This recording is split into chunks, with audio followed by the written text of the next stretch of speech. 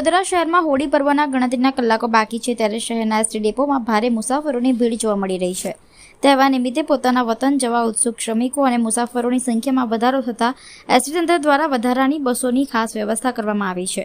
હોળી અને ધૂળેટી પર્વને ધ્યાનમાં રાખીને વડોદરા એસટી વિભાગ દ્વારા વિશેષ આયોજન હાથ ધરાયું છે।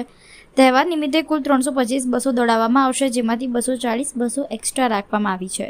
ગોધરા, દાહોદ, પંચમહાલ તેમજ સૌરાષ્ટ્ર રૂટ ઉપર મુસાફરોની સૌથી વધુ ભીડ નોંધાઈ રહી છે।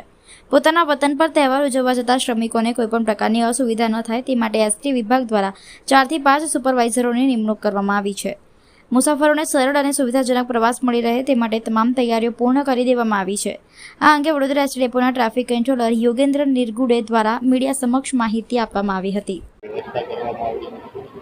હોળી પર્વને ધ્યાનમાં રાખીને એસટી વિભાગ દ્વારા વડોદરા ડિવિઝનના અમારા ઉપલા અધિકારી, વડોદરા ડેપોનો સ્ટાફ, અમારા ડેપો મેનેજર મેડમ શ્રી બધા સાથે સંપર્કમાં રહીને ગઈકાલે એટલે કે 27/2026થી એક્સ્ટ્રાનું આયોજન અમે શરૂ કરી દીધેલું છે અને અત્યારે જેમ જરૂર પડે એમ અમે બસોનો ઉપયોગ કરીએ છીએ। હાલ અમારી પાસે રોજની 60 બસો એક્સ્ટ્રાનું અમે આયોજન કરેલું છે।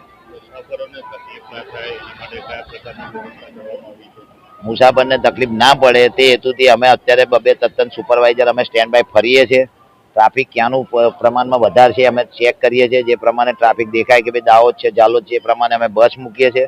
ડ્રાઈવર, કંડક્ટર, સુપરવાઇઝરના સ્ટાફ સાથે હળીમળીને લાઇનઅપ કરીને એમને ચડાવીએ છીએ અને વ્યવસ્થિત બસ ભરાય એટલે બુકિંગ કરીને ગાડી રવાના કરીએ છીએ।